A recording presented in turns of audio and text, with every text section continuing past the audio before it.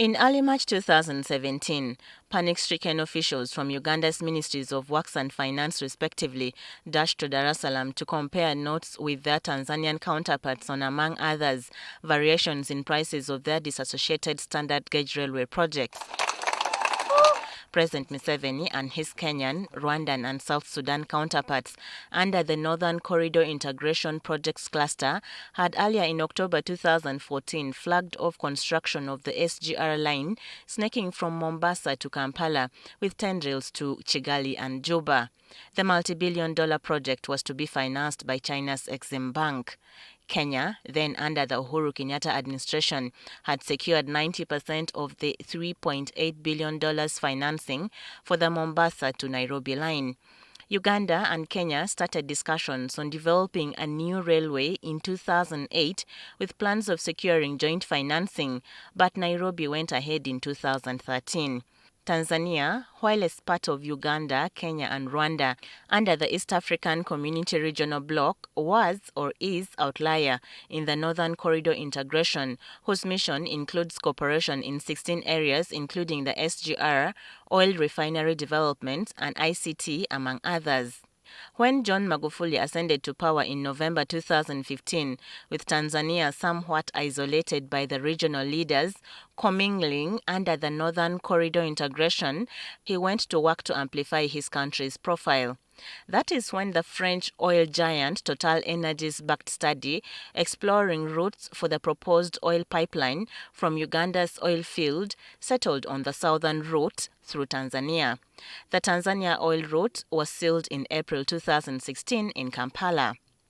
During an oil pipeline-related visit to Tanzania in late February 2017, President Museveni heard from his hosts that they had also embarked on construction of the SGR, costing slightly above $1.5 million per kilometer. Uganda had in 2014 awarded the $2.2 billion engineering, procurement and construction tender for construction of the Malaba-Kampala SGR line at a cost of $7.3 million, approximately $9.9 million or 36 billion Uganda shillings in today's currency, adjusted for inflation per kilometer, to China Harbour Engineering Corporation. The works and finance officials, upon return, were supposed to prepare a brief for President Museveni. But 7 years later, Uganda had become a laughingstock as it had failed to even move an inch. And the project coordinator. This week, it emerged at the signing of the new SGR contract with Turkish Yapı that Uganda's SGR project has inched further to about 2.7 billion euros or 10 trillion Uganda shillings. As we have always said, is called an EPC contract. And I don't know, Musisi, whether you remember EPC. Yes. EPC contract means the contractor design is E is for engineering. He does the engineering design. The P is for the procurement of his supplies and works. And the C is the construction. So it is a whole, it's a package. It's a public sector, government of Uganda borrowing money to build SGR. A private sector is coming to build, but the government of Uganda is going to pay for the bill. Maybe they're looking for funding jointly, could have delayed, and the need for us as Uganda to fast track this interconnectivity has become apparent. And that's why Uganda has now single-handedly moved into secure funds. And as we speak now, has already engaged Yapı.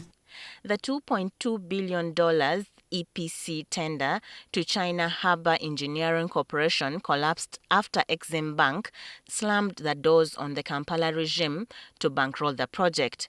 Sources say the Chinese bank, which had also second-guessed the project economies of scale, closed the chapter in 2022 on account of the COVID-19 pandemic that wrecked many African economies and their capacity to repay loans.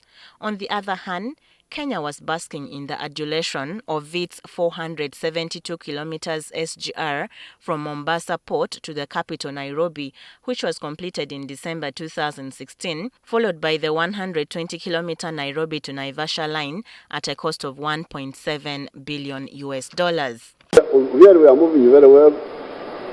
And what is pleasing me most is not just the constructions, the railway, standard gauge railway, the port which is being expanded and modernized, but the attitude of you people whom I've been seeing, the young people. This is the most important. So that's what the problem really. It's not money. People are saying money, what? No. Africa has got everything we need. But the people don't know what to do. Even Johnny Come Lately Tanzania has between 2017 and 2024 completed 1,090 kilometers of SGR, which endeavor was started by John Magufuli, who died in March 2021, and replaced by Samia Suluhu Hassan. In March 2022, President Suluhu embarked on additional SGR lots connecting to Lakes Tanganyika, Victoria, and is now exploring a connection to Burundi.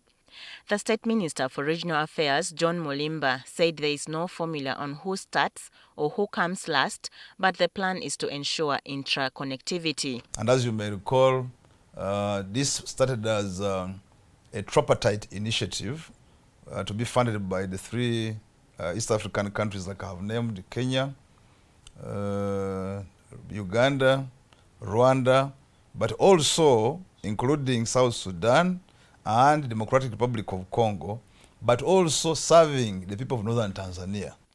He defended that Uganda is not late to the party. Because you know, when you have interconnectivity, logistical support, logistical enhancement, the cost of doing business lowers. While this week's signing of the SGR EPC contract between the Ministry of Works and the joint venture of Turkish firm Yapı Makezi in Siat and YM Global Projects Limited came as a relief for Kampala, it saw the project cost increasing by $800 million. The time value of money changes with the time. This one is, you can get it even from the statistics of say, World Bank, Bank of Uganda. This money is changed with. Look at the dollar, for example. That one gives you a very good example. The dollar 2015, 2016 is not the same value today. Look at fuel. Fuel in 2015 here, while today we are buying petrol as 5,000. Maybe 2015 it was maybe 2,000 something. That is what explains the time value of money. The SGR project coordinator in the Ministry of Works, Canon Perez Wamburu, explained the rationale. Second thing about the figure being different is the scope. In the scope, there are three things I think which I identify which are different. In the scope, the Yapı is constructing a marshalling yard, what they call a marshalling yard. At Malaba, as you cross the border, we are putting up what we call a marshalling yard. It's a yard, it's a big yard. It can actually be as big as what you see at Uganda Railways there, or even bigger. A marshalling yard is for railway is a yard where trains are made. They make trains in a marshalling yard. How do they do it? A train has come from Mombasa. When it crosses the border, it comes to the marshalling yard. Then you identify that train has what? Some of the wagons are going to Gulu or Sudan. Those ones you remove. These ones are going to maybe Kampala, Kigali. Those are separated. Now you are forming a train. Out of this train, you are now forming trains. The 2.7 billion euros capital expenditure comprises two components, that is 2.35 billion euros, about 9.3 trillion Uganda shillings, for the main EPC or project works, and 350 million euros, about 1.385 trillion Uganda shillings, for provisional works, as may be determined by the project employer. The 350 is, he uses it on instruction from the employer. For example, I'll just give you a very quick example. For example, we want to procure locomotives. He is going to procure locomotives, but he will procure locomotives on our instruction. That's the difference between those. while the others he does the way he wants, the way he has designed. These are the ones you'll do when we have said you do this. So that's the clarification about the figure 2.7. Now, the 2.7 today looks high. It is actually high because I would say that the construction of a railway is an expensive thing. That one is a general statement. But now let me bring you back to what you compared with the 2.2. First of all, the 2.2 figure, you are actually talking about a figure which was generated in 2015. Wamburu cautioned against comparing different countries' SGR projects, saying pricing is on account of varying factors in each country. For instance, Tanzania's first phase of SGR, the 300-kilometer line from Dar es Salaam to Morogoro, cost $1.215 billion, about 4.4 trillion Uganda shillings.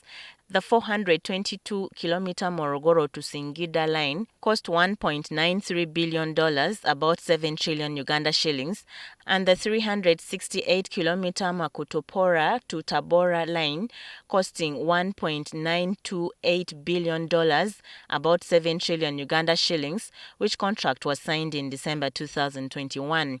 Farthest in the Horn of Africa, Ethiopia, with its mountainous terrain, constructed the 750 kilometers Addis Ababa-Djibouti line at a cost of $3.4 billion, about 12 trillion Uganda shillings in today's currency, at a reported cost of $5 million per kilometer, started in 2011 and completed in 2018. Later in 2015, the country awarded the $1.7 billion tender for the 391-kilometer-long Awash-Kombolosha-Hara-Gebaya SGR line to Yapı Makezi, with the EPC including, among others, 10 substations, 12 to 10-kilometer tunnels, and 8 power control stations. In the standards, when they say Chinese standard or European standard or Ugandan standard, inside the standards, they are what they call specifications. Specification, for example, there are certain things which you cannot change. Like, for example, a specification for standard gauge. What's the gauge? Even if it was a Chinese standard, or this was European standard. But there are some specifications which may be different. They may be in telecommunications. There may be physical specifications. The good news is, with the development of technology now, there is what they call technical specifications, interoperability. Uganda's expensive SGR undertaking has since 2017 been a subject of scrutiny, including a parliamentary inquiry, which concluded that the $2.2 billion price for the Malaba-Kampala section had been grossly inflated. Standard gauge railway is one of the railway classifications worldwide for high-speed trains. Gauge is the distance between rail lines. It differs from the existing meter gauge railway line left behind by the British colonial administration. Meter gauge is widely used on the continent, having been built by different colonial masters to transport commodities out of Africa. Standard gauge railway has a standardized width of 4 feet 8 inches, while meter gauge has a width of about 3 feet 5 inches. This determines how fast trains run and the weight they carry. I don't attend the functions of this nature. There are so many in the government. I've never attended one. But today, I traded off everything to come because it is a very, very important day. And I am a very happy person. This SGR shall be able to enable us to cut the cargo transport cost by half. At the signing on Monday, officials offered little about where and how the nearly 11 trillion shillings for the project will be raised. That's why I have been labeling this project a game changer. Following the decade-long wait and ultimate disappointment by the Chinese bank, sources familiar with the goings-on told NTV that the government was going to copy and paste the Tanzanian model of tapping into multiple loan sources to raise the $3 billion. Tanzania turned to, among others, Credit Suisse, Eastern and Southern Africa Trade and Development Bank, and Standard Chartered to finance the first 1,090 kilometers sections of the SGR. However, it is also worth noting that the 1,090 kilometers were not as pricey as Uganda's 272 kilometers section. The undertaking of the SGR comes against the backdrop of the government struggling to raise debt guarantee for Uganda's national oil company to facilitate closure of debt financing for the $5.8 billion, about 18 trillion Uganda shillings for the East African crude oil pipeline. The Deputy Secretary to the Treasury, Patrick Ochailap, told NTV that everything is under control. When the COVID pandemic struck, the financial architecture internationally completely went out of the roof. You could see crazy interest rates as high as 10% on a dollar, all inclusive. From where it was, in fact, some cases, interest rates were even below zero. There are some negative interest rates where you could literally get money and the bank begs you to take the money at 0.1%. So those were the earlier days of when things were rosy. I'm also informed from a technical point of view why there is some variation is because of the cut through some of the areas. Standard gauge railway is supposed to be a straight run in order to gain the speeds and move very well. So all the combination of those factors certainly cannot make you believe that the cost should be the same as 2013. With a capex of nearly 11 trillion shillings, the SGR joins a bracket of government's big-ticket projects that have compounded the country's pile of debt stock. As at June 2024, public debt stood at 95 trillion shillings, about $25.3 billion. Of this, external debt stood at $7.1 billion, about 27 trillion Uganda shillings, and $11.3 billion, about 42.2 trillion shillings as domestic debt. Very soon, most of you are going to keep quiet about the government investments in some of these public sector projects, including the oil and gas. The notion that the investments are going to cripple the government, are going to make us fail, never. We're not borrowing for fun. We're borrowing for well-calculated investments. And you know the rate of return of those investments in the future. And the future is not very far from now because we know what the returns are by investing in that area. Crude oil pipeline alone, do you know the calculations of the internal rate of return is well above 20% or thereabout. The railway is, the cost of the railway is certainly very high. It's a high cost item, but the rate of return is well above 12%. Construction of the 272-kilometer Malaba-Kampala SGR section, part of Uganda's planned 1,700-kilometer of electric rail line connecting to all pockets of the country, is set to begin in November with a completion timeline of 48 months. This time around, officials maintain that the SGR project is on course. For instance, during the budget reading in June, Finance Minister Matia Kasaija allocated maintenance of roads, building of a few new strategic roads, accelerated rehabilitation of the meter gauge railway, and commencement of construction of SGR about 4.9 trillion Uganda shillings. Speaking on Tuesday during the financial year 2024-2025 Quarter 2 releases, Secretary to Treasury Ramadhan Gobi announced releasing 479 billion shillings for the SGR, including fast-tracking of the project right-of-way said to be at 58%. As Uganda prepares to break ground for construction next month for the Malaba-Kampala section, across the border, Kenya is yet to embark on the 107-kilometer Naivasha-Kericho-Malaba section at a cost of $1.7 billion linking to Uganda. In May this year, there was a meeting which was held for the Northern Infrastructure Integrated Projects in Mombasa, Kenya. And during this meeting, sufficient assurances were floated from all the countries to the effect that even Kenya assured us that they are ready. And I think they have gone as far as even procuring a contractor to commence on the Naivasha-Kericho-Malaba line. And that is a very good assurance for us, and we really believe if they have gone up to procurement, then they are really set and they are going to do it. But now, they are under more pressure to move from Naivasha to Malaba. They are under more pressure. Do you know why? Maybe they told you. When a train comes from Nairobi, this SGR train, and arrives in Naivasha, they later on constructed a line to connect back, that one you know, go back to the old one called Longonot. Now, when they come to Naivasha, when they transfer these containers to the MGR line, they marshal 5 trains. And it's a fact, it's recorded.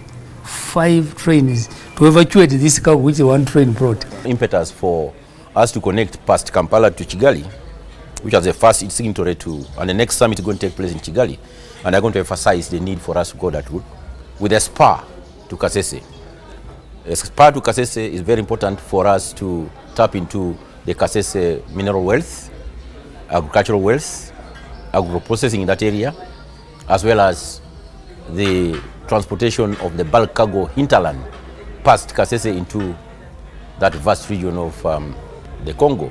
Kenya's first phase of the SGR, running 472 kilometers from Mombasa Port to the capital Nairobi, was completed in December 2016, followed by the 120-kilometer Nairobi to Naivasha line at a cost of $1.7 billion.